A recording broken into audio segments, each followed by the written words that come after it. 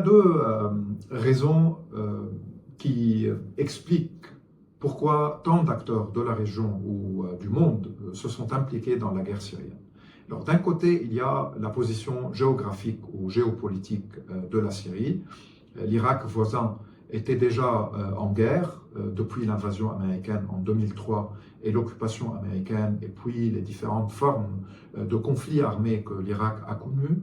Donc ça crée déjà une tension dans le voisinage direct de la Syrie, ce qui fait que quand la révolution syrienne s'est transformée en un conflit après la répression du régime, la situation irakienne va avoir des implications en Syrie à travers l'État islamique, mais aussi à travers des frontières qui vont être perméables s'agissant des armes et des combattants.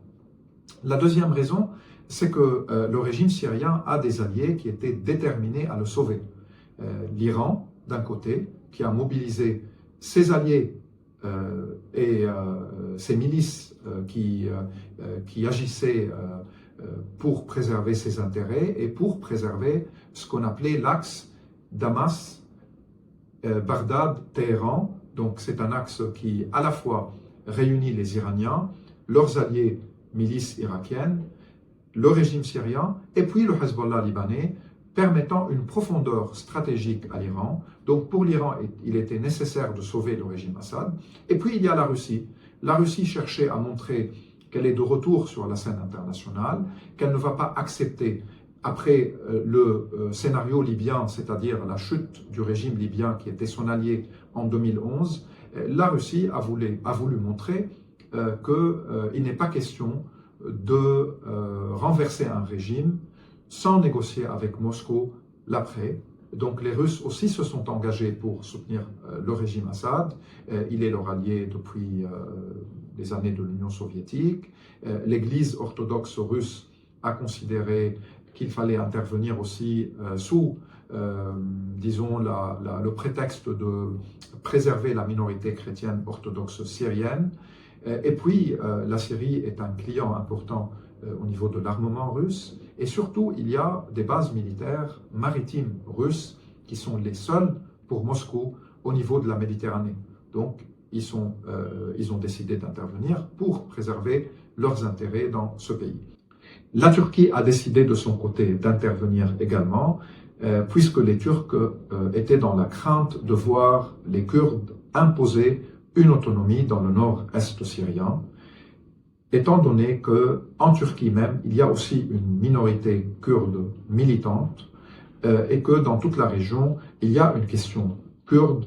Pour des raisons historiques, les Kurdes n'ont pas obtenu une indépendance nationale ou un État-nation quand les frontières ont été dessinées, tracées après la chute de l'Empire ottoman et la montée des puissances européennes.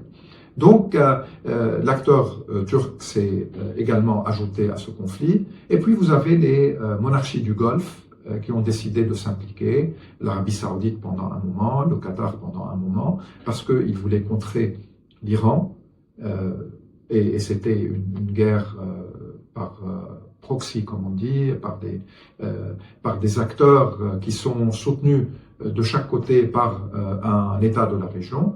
Et finalement, les États-Unis ont également attaqué l'État islamique en Syrie, c'est-à-dire Daesh, un mouvement djihadiste qui était présent en Irak et qui va, à travers la frontière irakienne, arriver en Syrie et s'imposer sur un territoire à l'est du pays, assez important et assez stratégique au niveau des ressources, puisque une bonne partie du pétrole syrien était dans cette zone contrôlée par l'État islamique.